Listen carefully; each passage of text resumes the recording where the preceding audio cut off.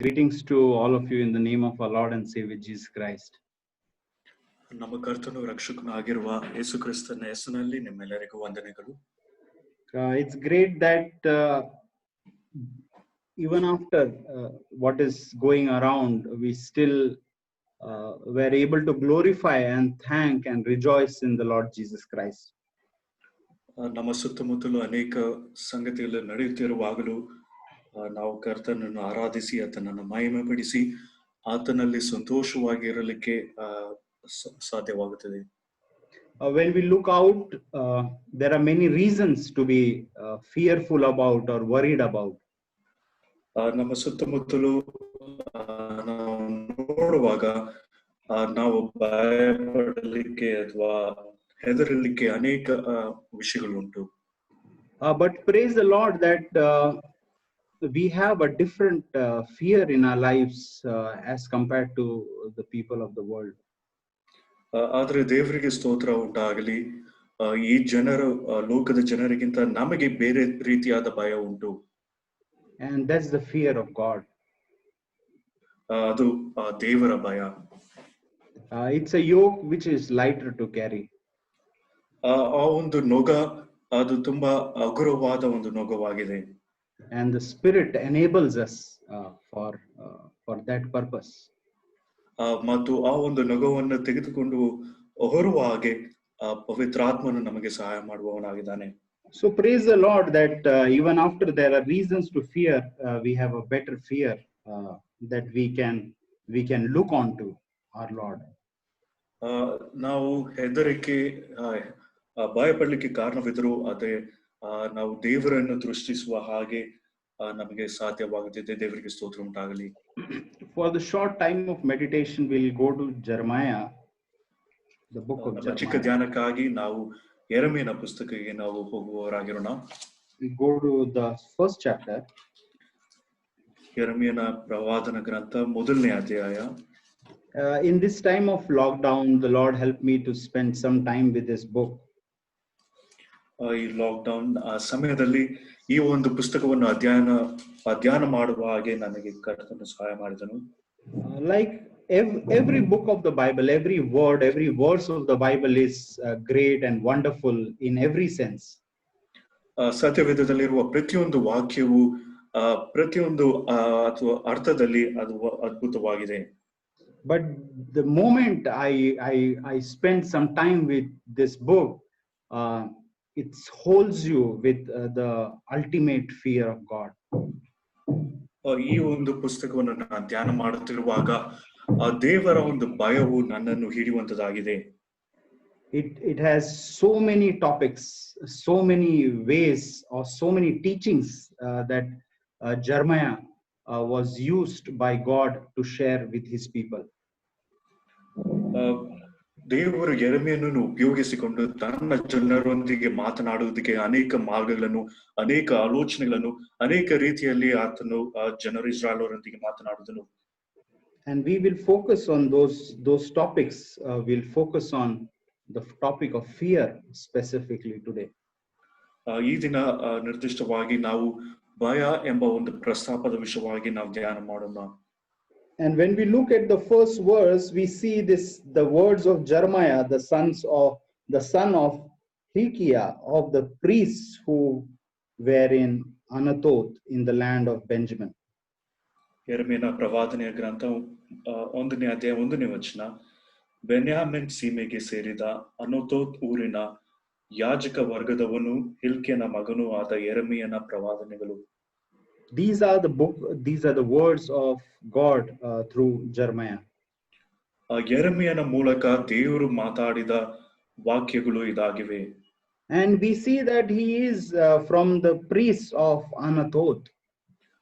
ಅನತೋತ್ ಊರಿನ ಯಾಜಕ ವರ್ಗದವನು ಎಂಬುದಾಗಿ ನಾವು ಓದುತ್ತೇವೆ. When we go back into the Kings and the Chronicles, we can see that this was the family that was moved out of the priesthood by Solomon, King Solomon.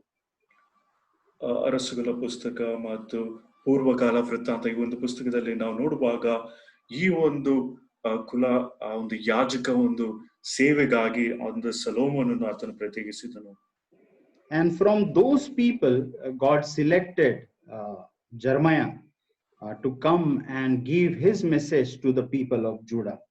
ಆ ಜನರಲ್ಲಿ ದೇವರು ಯೆರೆಮೀಯನನ್ನು ಆರಿಸಿಕೊಂಡು ಯೂದ ಕುಲಕ್ಕೆ ಅಥವಾ ಯೂದ ಜನರಿಗೆ ವಾಕ್ಯವನ್ನು ದಯಪಾಲಿಸುವ ಹಾಗೆ ದೇವರು ಯೆರೆಮೀಯನನ್ನು ಆರಿಸಿಕೊಂಡನು.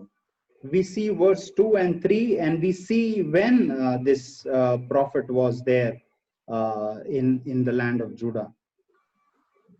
ಯೂದ ಒಂದು ದೇಶದಲ್ಲಿ ಈ ಪ್ರವಾದಿಯು ಯಾವ ಒಂದು ಕಾಲದಲ್ಲಿ ಆತನು ಇದನ್ನು ಜೀವಿಸಿದನೆಂಬುದಾಗಿ 2 ಮತ್ತು 3ನೇ ವಾಕ್ಯಗಳಲ್ಲಿ ನಾವು ನೋಡುತ್ತೇವೆ. We see that in verse 2, in the days of Josiah the son of Ammon, king of Judah, in the 13th year of his reign.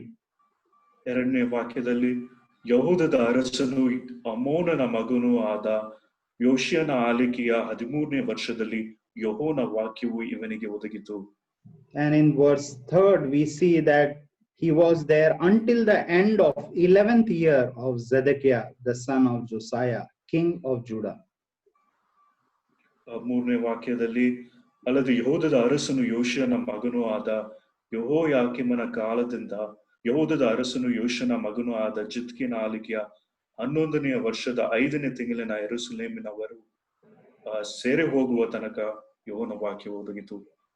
And Zedekiah being the last king of Judah, after which they were taken into captivity. ಯಹೂದದ ಅರಸರಲ್ಲಿ ಜೆದಕೀಯನು ಆತನು ಕೊನೆ ಒಬ್ಬ ಅರಸನಾಗಿದ್ದರು. ನಂತರ ಜನರು ಅವರು ಸೆರೆ ಹೋದರು. And when you read this book, this time also you will find the prophet of Zephaniah and Habakkuk also prophesying during this time also. ಈ ಕಾಲದಲ್ಲಿ ಪ್ರವಾದಿಗಳಾದ ಹಬಕ್ಕೂಕ್, ಜೆಫನ್ಯಾಯ ಇವರು ಸಹ ದೇವರ ವಾಕ್ಯವನ್ನು ಪ್ರವಾದಿಸಿದರು. And this was a very difficult time in the life of Judah. ಯೂದ ಜನರಲ್ಲಿ ಅಥವಾ ಯೂದ ಒಂದು ದೇಶದಲ್ಲಿ ಇದು ಕಷ್ಟಕರವಾದ ಒಂದು ಸಮಯವಾಗಿತ್ತು. Josiah had brought a revival back into the land of Judah. ಯಹೂದ ದೇಶದಲ್ಲಿ ಯೋಷಿಯನು ಆತನು ಒಂದು ಪುನರ್ಸ್ಥಾಪನೆ ಅಥವಾ ಪುನರ್ಜೀವನವನ್ನು ಅಲ್ಲಿ ಬರಮಾಡಿದನು. He was getting rid of the idols and the idol worship and the practices that were going in the past. ಹಿಂದೆ ಅವರ ಮಧ್ಯದಲ್ಲಿ ಇದ್ದ ವಿಗ್ರಹಾರಾಧನೆ, ವಿಗ್ರಹಗಳನ್ನು ಪೂಜಿಸುವ ಒಂದು ವಿಷಯಗಳನ್ನು ಆತನು ತೆಗೆದು ಹಾಕಿದನು. And then after the death of Josiah, till the Jerusalem or the captivity, they went to captivity, you see the evil coming back into the life of Judah. ಆದ್ರೆ ಯೋಷಿಯನ ಆಳ್ವಿಕೆಯಿಂದ ಮತ್ತು ಅವರು ಸೆರೆ ಹೋಗುವ ತನಕ ಆ ಜನರು ಮತ್ತೆ ಹಿಂದೆ ಅವರು ಹೋಗುವ ಅಥವಾ ಪಾಪ ಮಾಡುವ ಒಂದು ಸಂಗತಿಯನ್ನು ಮತ್ತೆ ನಾವು ನೋಡುತ್ತೇವೆ. If you turn with me to 2 Chronicles chapter 36. 2 ಪೂರ್ವಕಾಲ ವೃತ್ತಾಂತ 36ನೇ ಅಧ್ಯಾಯಕ್ಕೆ ನಾವು ಬರುವಾಗ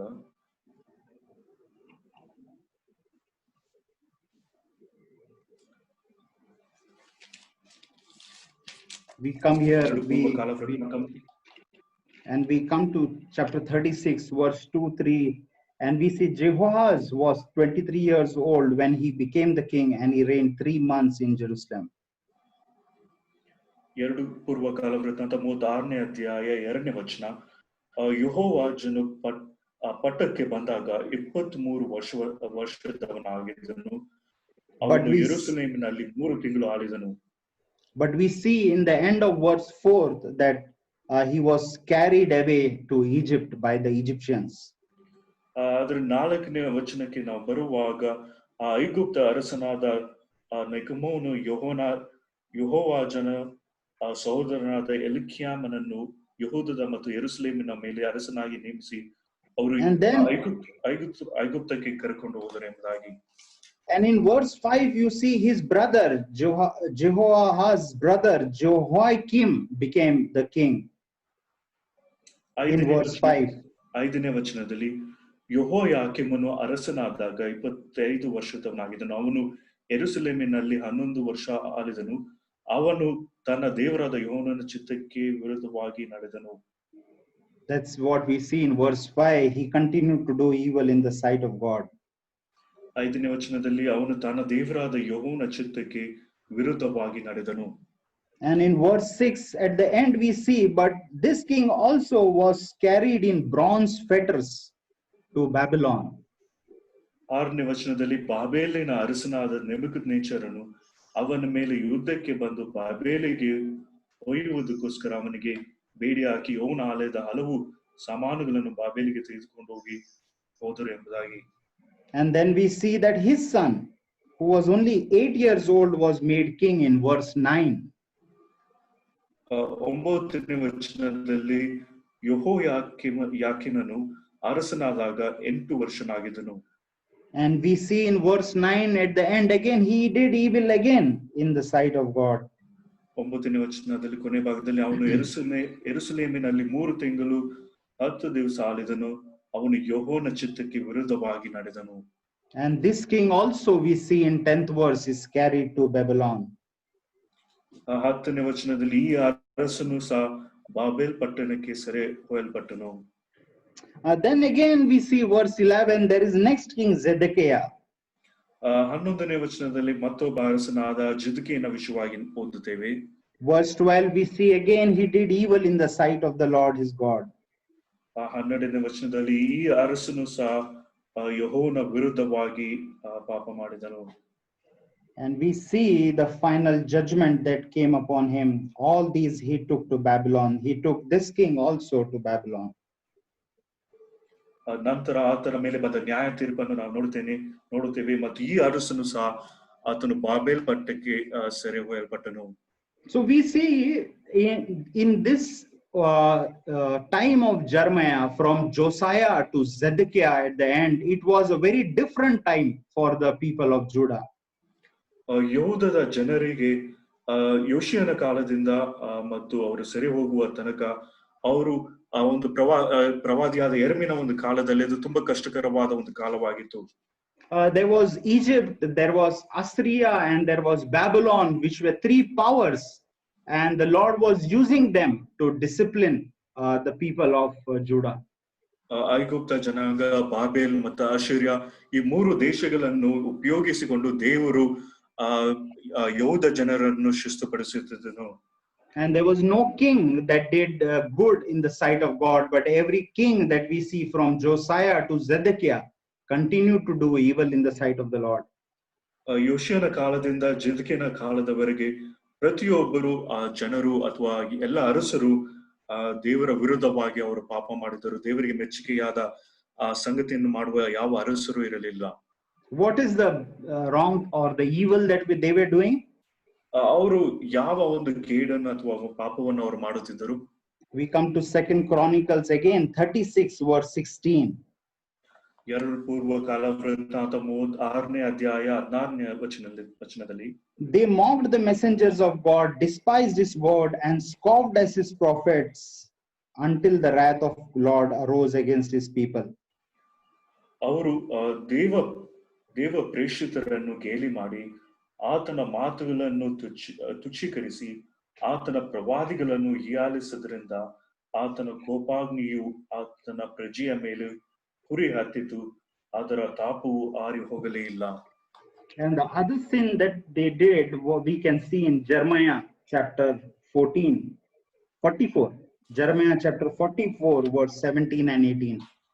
ಯೆರೆಮೀಯನ ಪುಸ್ತಕ 44ನೇ ಅಧ್ಯಾಯ 17-18ನೇ ವಚನದಲ್ಲಿ ಅವರು ಮಾಡಿದ ಒಂದು ಕೇಡು ಏನು ಎಂಬುದಾಗಿ ನಾವು ಈ ವಾಕ್ಯಗಳಲ್ಲಿ ಓದುತ್ತೇವೆ. Can you read, brother? 44 verse 17 and 18. 44ನೇ ಅಧ್ಯಾಯ 17 ಮತ್ತು 18ನೇ ವಚನಗಳು, ಗಗನದ ಒಡತಿಗೆ ಧೂಪ ಹಾಕಿ ಪಾನ ನೈವೇದ್ಯವನ್ನು ಸುರಿವೆವು ಎಂದು ನಾವು ಬಾಯಿ ಬಿಟ್ಟು ಹೇಳಿದ ಮಾತುಗಳನ್ನೆಲ್ಲ ಖಂಡಿತವಾಗಿ ನೆರವೇರಿಸುವುದು.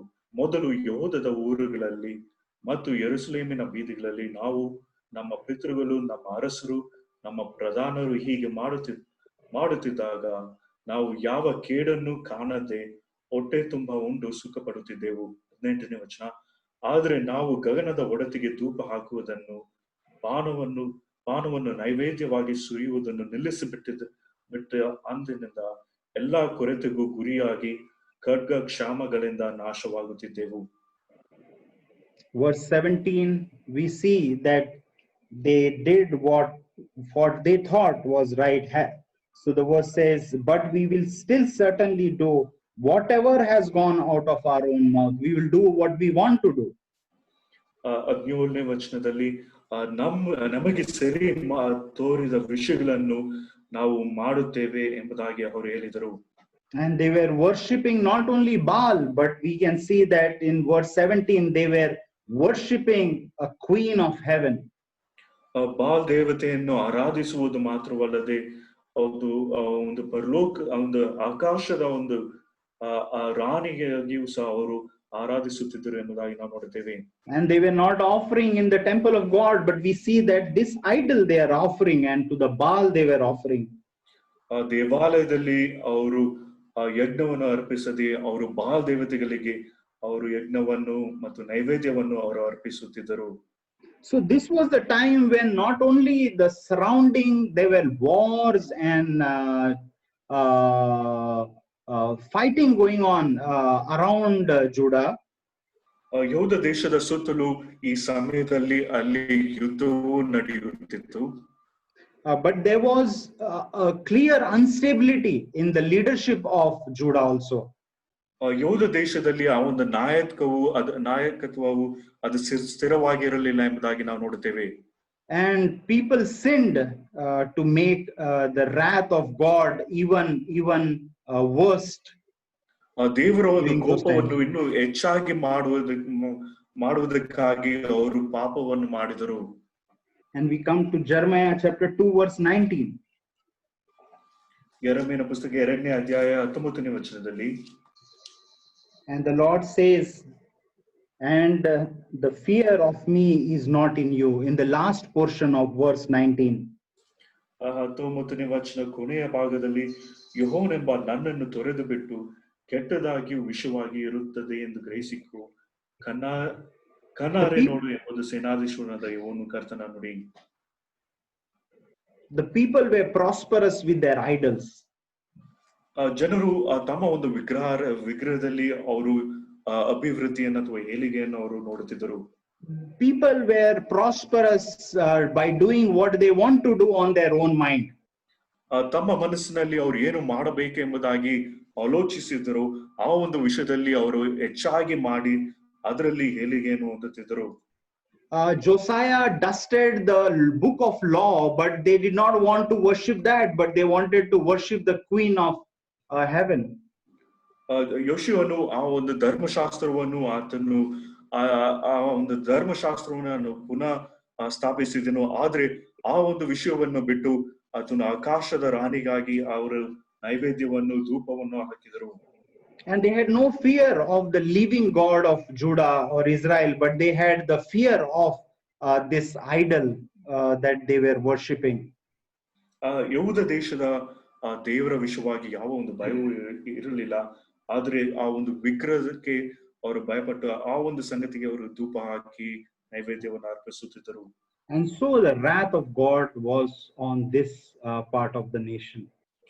ಈ ಒಂದು ಕಾರಣದಿಂದ ದೇವರ ಒಂದು ಕೋಪವು ಈ ದೇಶದ ಮೇಲೆ ಬಂತು.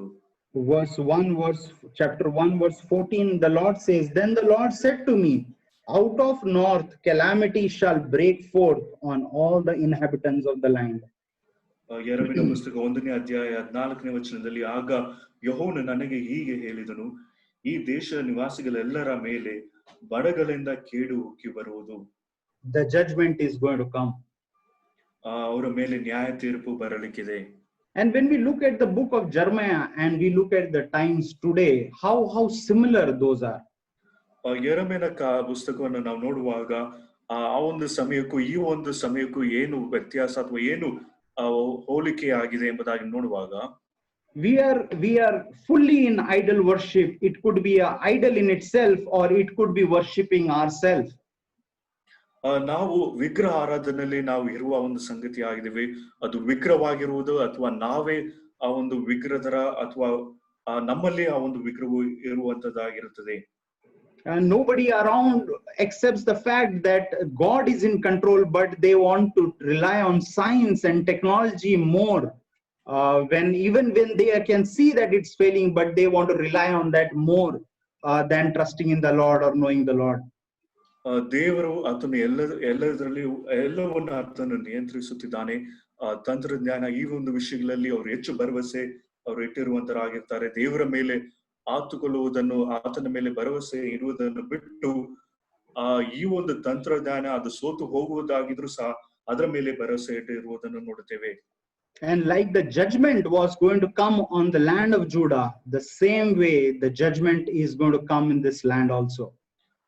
ಯಹೂದ ದೇಶದ ಮೇಲೆ ನ್ಯಾಯ ತೀರ್ಪು ಬಂದ ಹಾಗೆ ಈ ಒಂದು ದೇಶದ ಮೇಲೆಯೂ ಅದು ಅಥವಾ ಈ ಒಂದು ಸಮಯದಲ್ಲೂ ನ್ಯಾಯ ತೀರ್ಪು ಅದು ಬರಲಿಕ್ಕೆ ಉಂಟು. If we read Matthew chapter 24, ನಾವು ಮತ್ತಾಯನು ಬರೆದ ಸುವಾರ್ತೆ and we read verse 38. Matthew chapter 24 verse 38. ಮತ್ತಾಯನು ಬರೆದ ಸುವಾರ್ತೆ 24ನೇ ಅಧ್ಯಾಯ 38ನೇ ವಚನ.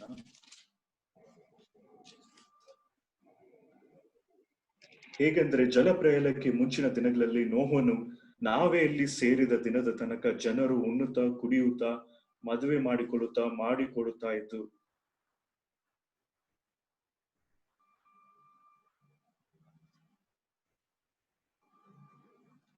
Verse 38.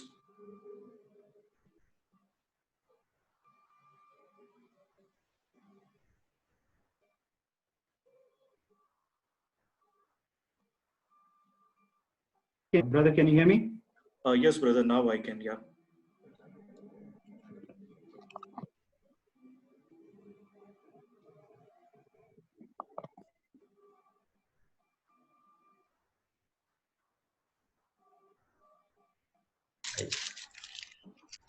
So we were reading, if you can hear me, if we were reading Matthew chapter 24 verse 38. ಮತ್ತಾಯನು ಬರೆದ ಸುವಾರ್ತೆ 24ನೇ ಅಧ್ಯಾಯ 38ನೇ ವಚನವನ್ನು ನಾವು ಓದುತ್ತಾ ಇದ್ದೆವು.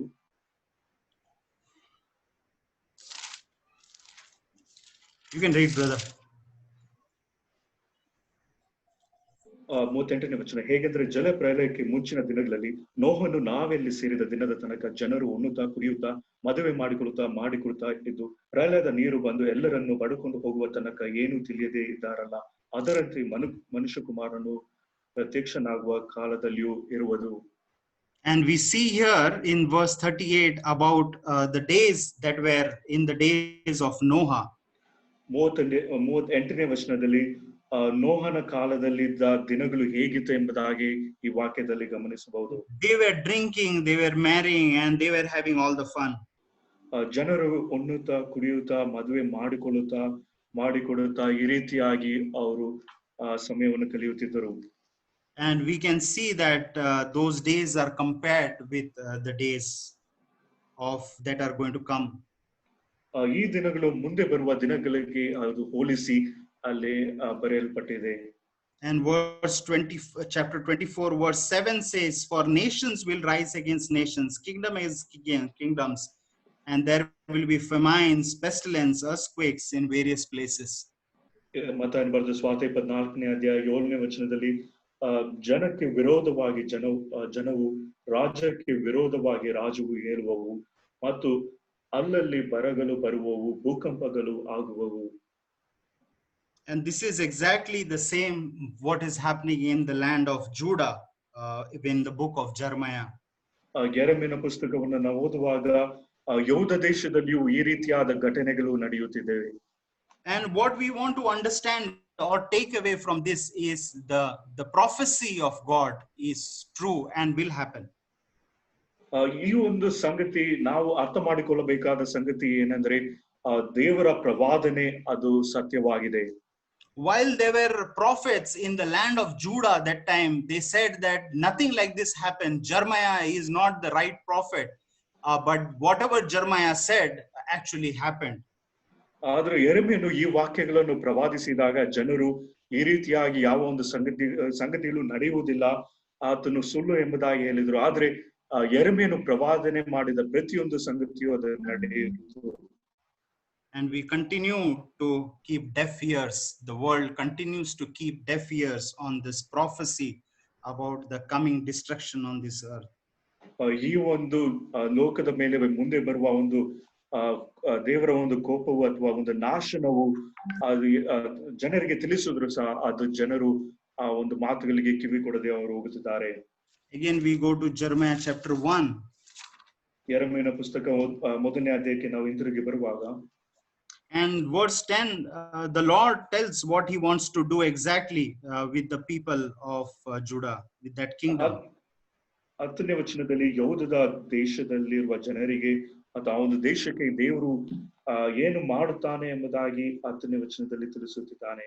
The Lord says that he wants to root out and to pull down, to destroy and to throw down, to build and to plant.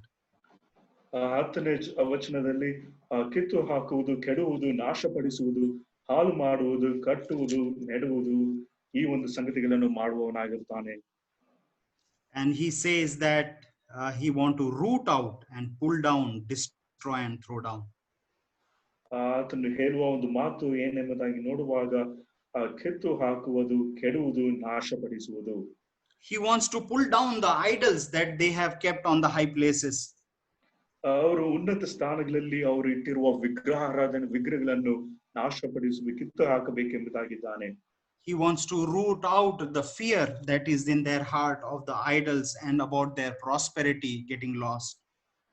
ಅವರ ಜನರಲ್ಲಿ ಇರುವ ಆ ಒಂದು ಭಯ, ಆ ಒಂದು ತಮ್ಮ ಒಂದು ಅಭಿವೃದ್ಧಿ, ಆ ಒಂದು ವಿಗ್ರಹ ಆರಾಧನೆ, ಆ ಒಂದು ಸಂಗತಿ ಎಲ್ಲವೂ ಹೋಗುತ್ತದೆ ಎಂಬ ಒಂದು ಭಯವನ್ನು ತೆಗೆದು ಹಾಕಬೇಕೆಂಬುದಾಗಿ ದೇವರು ಆತನು ಹೇಳಿದನು.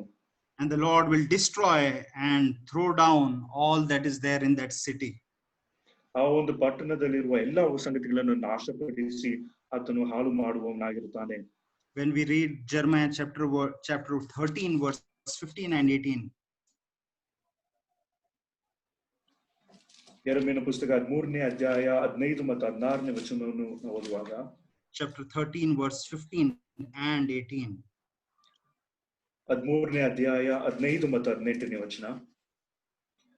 ಕಿವಿಗೊಟ್ಟು ಕೇಳಿರಿ, ಹೆಮ್ಮೆ ಪಡಬೇಡಿರಿ, ಯೆಹೋವನೇ ಮಾತಾಡಿದ್ದಾನೆ. 18ನೇ ವಚನ. ರಾಜನಿಗೂ ರಾಜಮಾತೆಗೂ ನೆಲದಲ್ಲಿ ಕೂತುಕೊಳ್ಳಿರಿ, ನಿಮ್ಮ ಅಂದದ ಕಿರೀಟವು ನಿಮ್ಮ ತಲೆಯಿಂದ ಕೆಳಗೆ ಬಿದ್ದಿದೆ ಎಂದು ಹೇಳಿರಿ. And he says here to the people, he tells them to be humble. ಹೆಮ್ಮೆ ಭಯ ಅಥವಾ ಅವರು ತಗ್ಗಿಸಿಕೊಂಡಿರಿ ಎಂಬುದಾಗಿ ಜನರಿಗೆ ದೇವರು ಹೇಳಿದನು. With the prosperity they had, with the things they had, they could not see the destruction that was going to come on them. ಅವರಲ್ಲಿದ್ದ ಒಂದು ಅಭಿವೃದ್ಧಿ, ಅವರಲ್ಲಿರುವ ಒಂದು ವಿಗ್ರಹ ಇದ್ದ ಒಂದು ಕಾರಣದಿಂದ ಅವರ ಮೇಲೆ ಬರುವ ಒಂದು ನಾಶನವನ್ನು ಅವರು ದೃಷ್ಟಿಸದೆ ಹೋದರು. But the Lord had planned for them a destruction for the fornications that they were doing with the idols.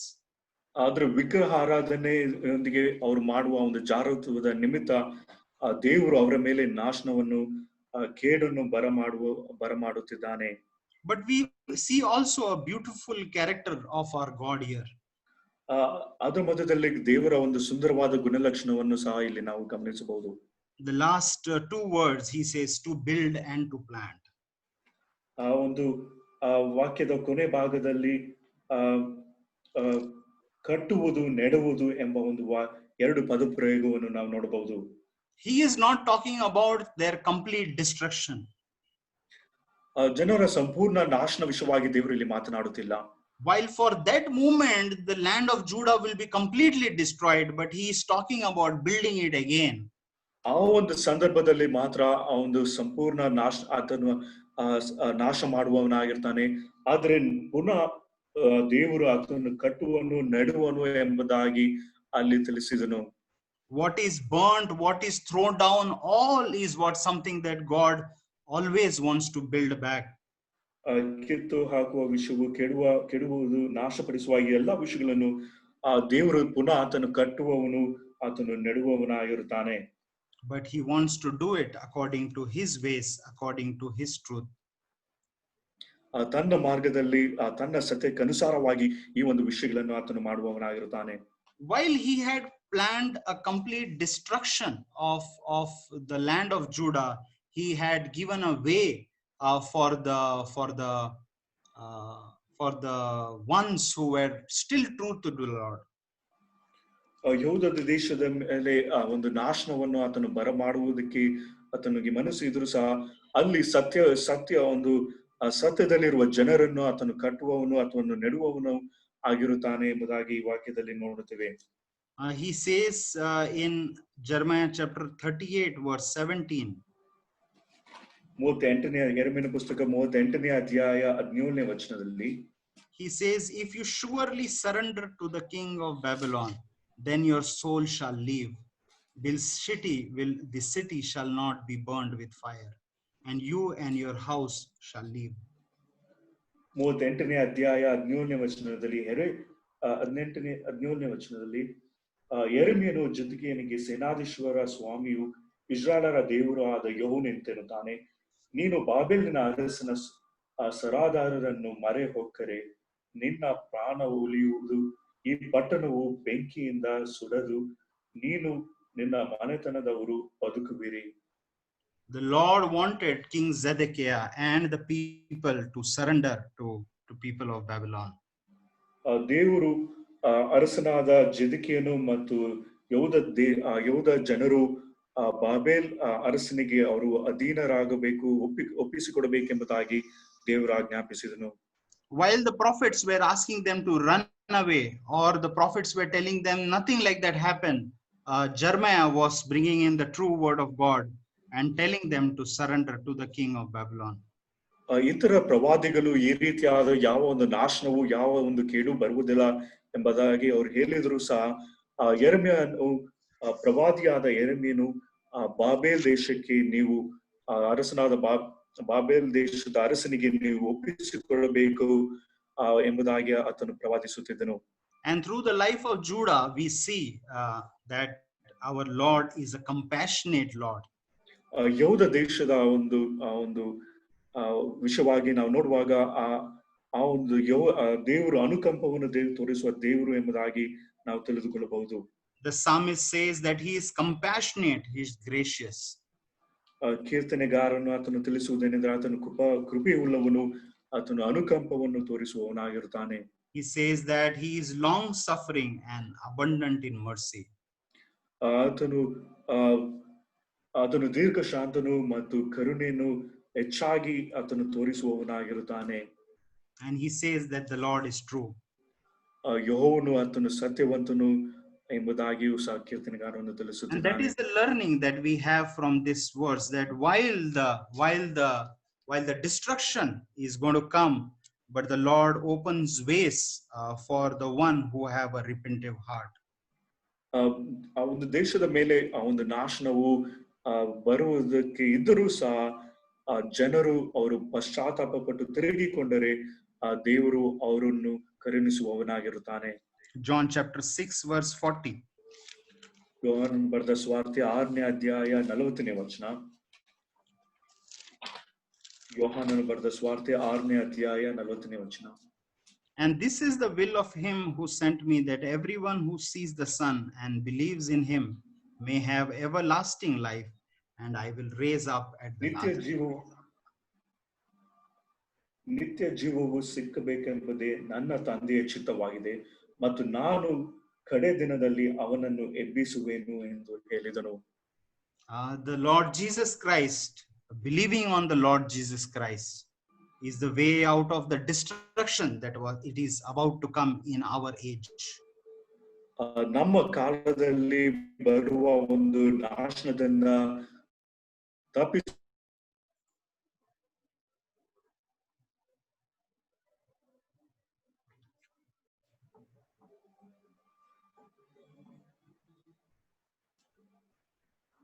Can you hear me, brother?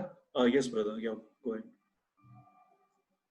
So while the destruction comes, the Lord Jesus Christ, believing on him, will result in everlasting life, not destruction.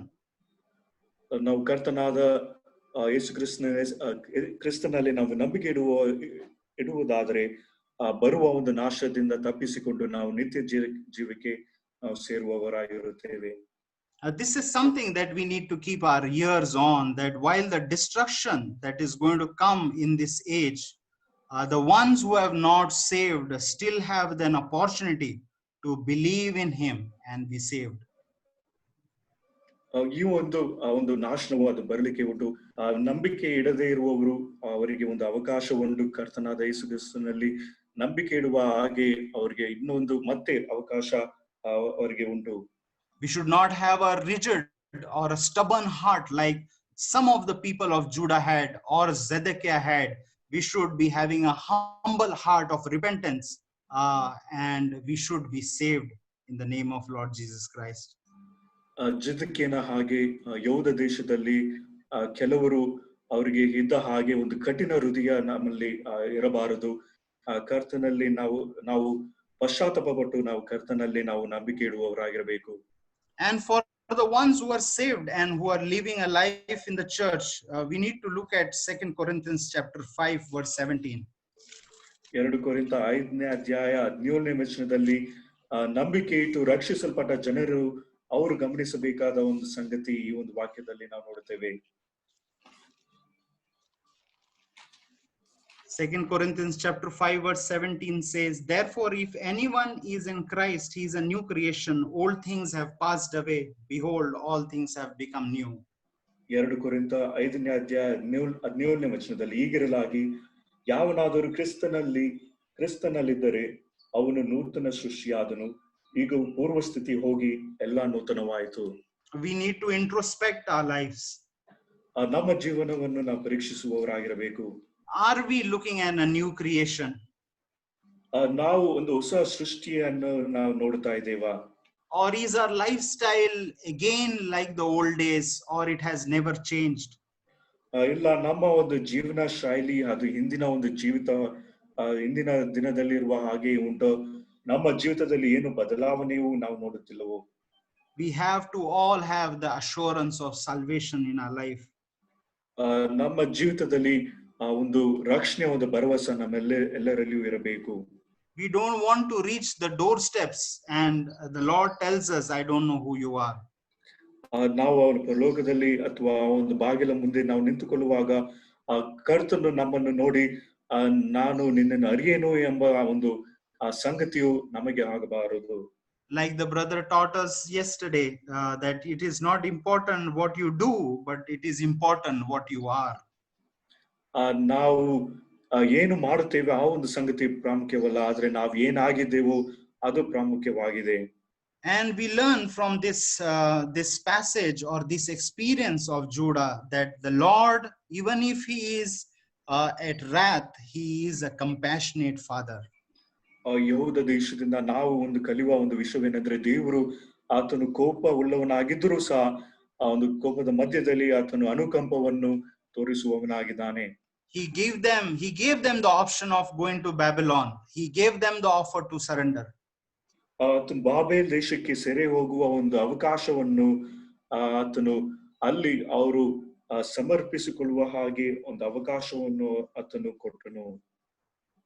And in our lives, we have an option of believing in the Lord Jesus Christ and being saved from the destruction that is sure going to come.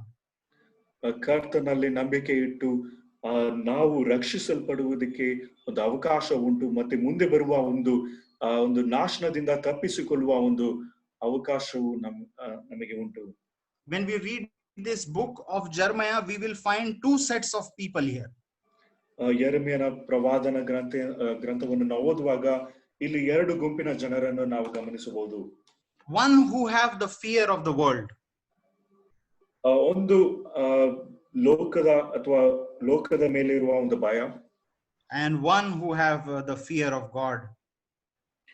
ಮತ್ತೊಂದು ಜನರ ಗುಂಪು ದೇವರ ಮೇಲೆ ಇರುವ ಒಂದು ಭಯ ಉಳ್ಳವರು.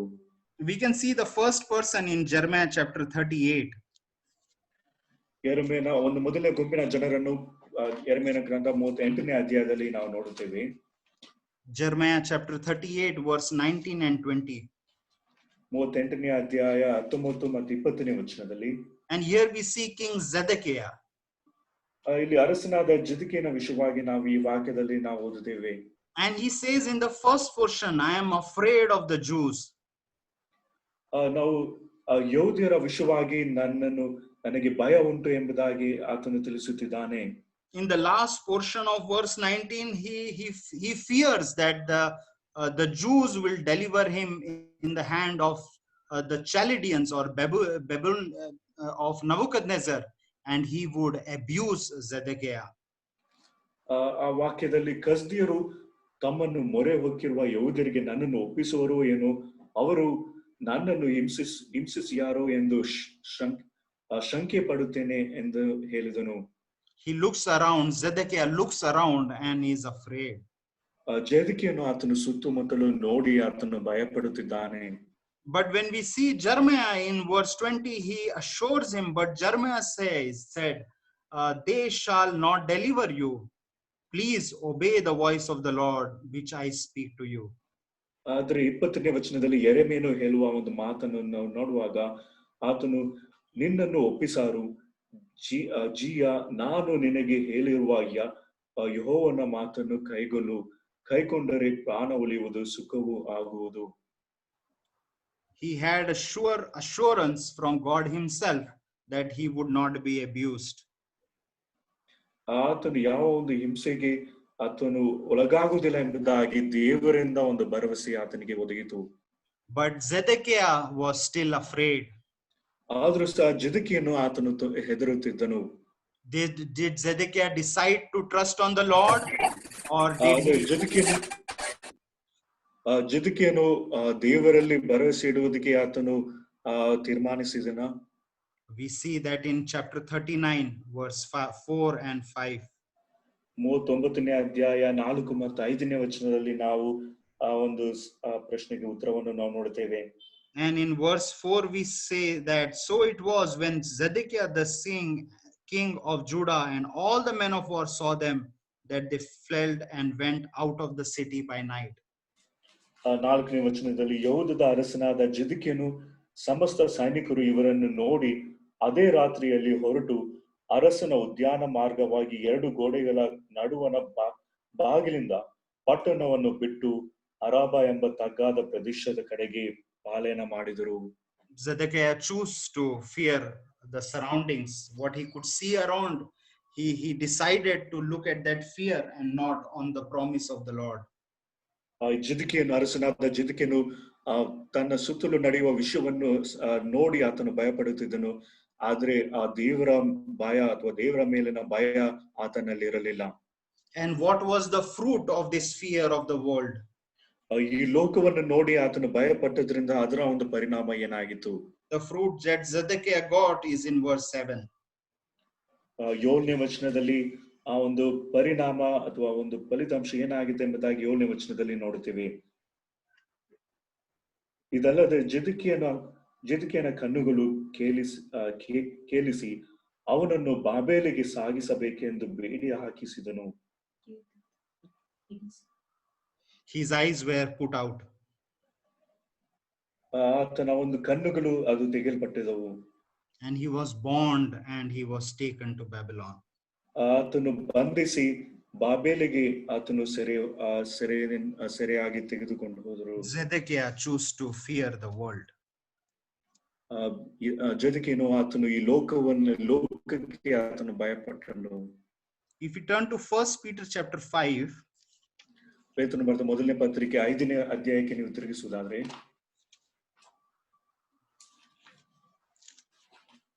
verse 6 to 10.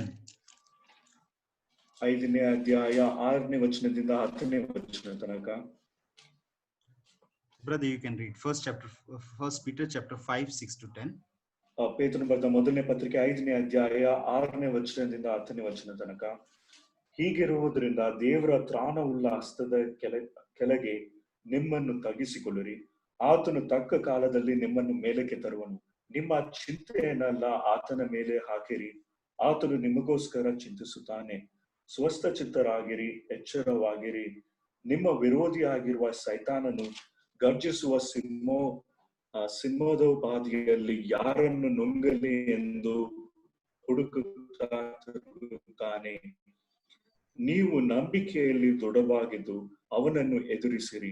ಲೋಕದಲ್ಲಿರುವ ನಿಮ್ಮ ಸಹೋದರರು ಅಂತ ಬಾಧೆಗಳನ್ನೇ ಅನುಭವಿಸುತ್ತಿದ್ದಾರೆಂದು ನಿಮಗೆ ತಿಳಿದದೆಯಲ್ಲ. ಕ್ರಿಸ್ತನಲ್ಲಿ ನಿಮ್ಮನ್ನು ತನ್ನ ನಿತ್ಯ ಪ್ರಭಾವಕ್ಕೆ ಕರೆದ ಕೃಪಾಪೂರ್ಣನಾದ ದೇವರು ತಾನೇ ನೀವು ಸ್ವಲ್ಪ ಕಾಲ ಬಾಧೆ ಪಟ್ಟ ಮೇಲೆ ನಿಮ್ಮನ್ನು ಯೋಗ್ಯ ಸ್ಥಿತಿಗೆ ತಂದು ನೆಲೆಗೊಳಿಸಿ ಬಲಪಡಿಸುವವನು. Here what we read in verse 7 says is you casting all your care upon him, for he cares for you. 7ನೇ ವಚನದಲ್ಲಿ ನಿಮ್ಮ ಚಿಂತೆಯನ್ನೆಲ್ಲ ಆತನ ಮೇಲೆ ಹಾಕಿರಿ, ಆತನು ನಿಮಗೋಸ್ಕರ ಚಿಂತಿಸುತ್ತಾನೆ. He does not ask you to look around and see the best person that you can imitate, but he says to cast all care upon him. ನಿಮ್ಮ ಸುತ್ತಲೂ ಯಾರು ಯೋಗ್ಯರಾಗಿದ್ದಾರೆ, ಯಾರು ಉತ್ತಮರಾಗಿದ್ದಾರೆ ಅವರ ಮೇಲೆ ಭರವಸೆ ಇಡಿರಿ ಎಂಬುದಾಗಿ ಆತನು ಹೇಳಲಿಲ್ಲ. ಆದರೆ ಎಲ್ಲಾ ಚಿಂತೆಯನ್ನೆಲ್ಲ ನನ್ನ ಮೇಲೆ ಹಾಕಿರಿ ಎಂಬುದಾಗಿ ದೇವರ ವಾಕ್ಯ. While you are doing this, you can see in verse 8, the lion, the devil, is still roaring outside to scare you. ಈ ಒಂದು ಕಾರ್ಯವನ್ನು ನೀವು ಮಾಡುತ್ತಿರುವಾಗಲೇ 8ನೇ ವಚನದಲ್ಲಿ ಸೈತಾನನು ಅಥವಾ ಗರ್ಜಿಸುವ ಸಿಂಹದೋಪಾದಿಯಲ್ಲಿ ಯಾರನ್ನು ನುಂಗಲಿ ಎಂಬುದಾಗಿ ಆತನು ಹುಡುಕುತ್ತಿದ್ದಾನೆ. While you are casting all your burdens to the Lord, it is not a peaceful or a good time. We can see the lion roaring and disturbing and creating fear outside. ನಮ್ಮ ಚಿಂತೆಯನ್ನೆಲ್ಲ ನಾವು ದೇವರ ಮೇಲೆ ಹಾಕುವಾಗ ಅದು ಒಂದು ವಿಶ್ರಾಂತಿಯಾದ ಒಂದು ಸಮಯವಾಗಿರುವುದಿಲ್ಲ. ಆದ್ರೆ ಸೈತಾನನು ಯಾರನ್ನು ನುಂಗಲಿ ಎಂಬುದಾಗಿ ಆತನು ಹುಡುಕುತ್ತಿರುತ್ತಾನೆ. And there is a other character in verse 9 which is the other brotherhood or the people of the brotherhood. 9ನೇ ವಚನದಲ್ಲಿ ಇತರರ ಸಹೋದರರು ವಿಷಯವಾಗಿ ನಾವು ವಾಕ್ಯದಲ್ಲಿ ಓದುತ್ತೇವೆ. They have also suffered the same experience that you have suffered in this world sometime. ಈ ಲೋಕದಲ್ಲಿ ನಾವು ಅನುಭವಿಸಿದ ಅದೇ ಒಂದು ಬಾಧೆಗಳನ್ನು ಅವರು ಸಹ ಅನುಭವಿಸಿದ್ರು ಹಿಂದಿನ ಕಾಲದಲ್ಲಿ. And when we see the encouragement or the result in their life that God has brought, we are also encouraged by seeing that experience of our suffering or healed brotherhood.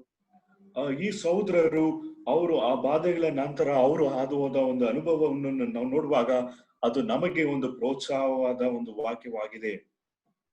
And the other one we see in verse 10, but may the God of all grace, who called us to eternal glory by Christ Jesus, after you have suffered for a while, perfect, establish, strengthen, and settle you.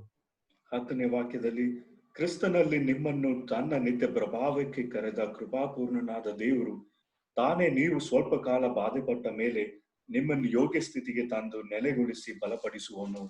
While you are suffering and casting all that burden onto him, ನೀವು ಬಾಧೆಯನ್ನು ಅನುಭವಿಸಿ ಎಲ್ಲಾ ಚಿಂತೆಯನ್ನೆಲ್ಲ ಆತನ ಮೇಲೆ ಹಾಕುವಾಗ, while you are finding encouragement within your brotherhood, ನಿಮ್ಮ ಮಧ್ಯದಲ್ಲಿರುವ ಸಹೋದರರ ಒಂದು ಜೀವಿತದ ಮೂಲಕ ನೀವು ಪ್ರೋತ್ಸಾಹವನ್ನು ನೀವು ಪಡೆದುಕೊಳ್ಳುತ್ತಿರುವಾಗ, or while the lion with all its might roaring and trying to discourage you, ಮತ್ತು ಸೈತಾನನು ಸಿಂಹದೋಪಾದಿಯಲ್ಲಿ ಯಾರನ್ನು ಗರ್ಜಿಸಿ ಯಾರನ್ನು ನುಂಗಲಿ ಎಂಬುದಾಗಿ ಹುಡುಕುತ್ತಿರುವಾಗ, God is making us perfect, establishing, strengthening, and settling us in verse 10. 10ನೇ ವಚನದಲ್ಲಿ ದೇವರು ನಮ್ಮನ್ನು ಯೋಗ್ಯ ಸ್ಥಿತಿಗೆ ತಂದು ನೆಲೆಗೊಳಿಸಿ ಬಲಪಡಿಸುತ್ತಿರುವನು. The word says all that happens to us is for the good. ಆ ವಾಕ್ಯ ಹೇಳುವ ಒಂದು ಸಂಗತಿ ಏನೆಂದರೆ ನಮಗೆ ನಡೆಯುವ ಎಲ್ಲವೂ ಅದು ನಮ್ಮ ಹಿತಕ್ಕಾಗಿ ಎಂಬುದಾಗಿ. For those who believe in him.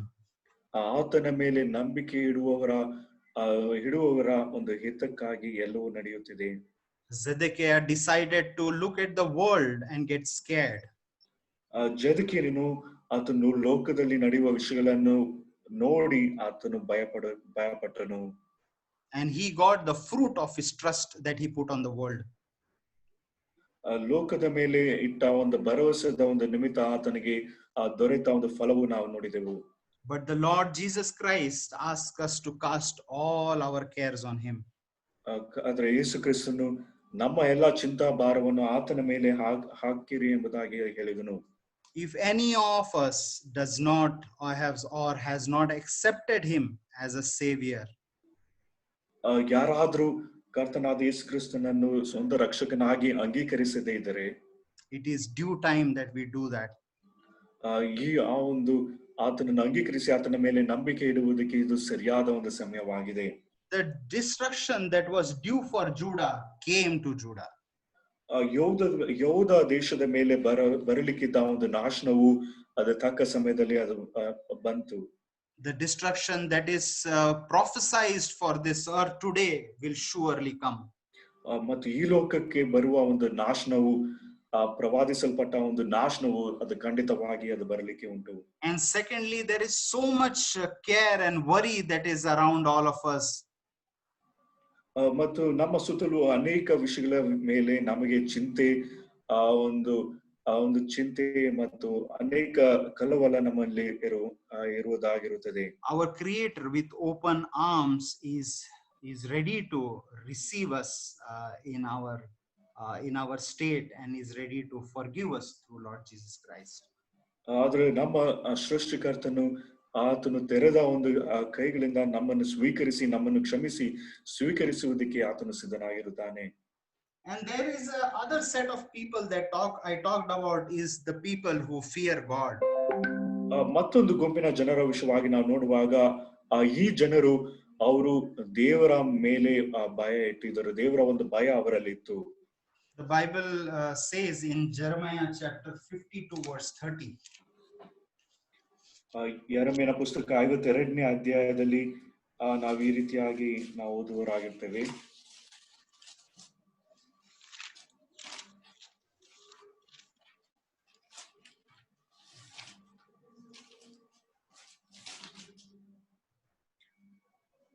You can read, brother. Brother, reference Jeremiah 52 verse 30.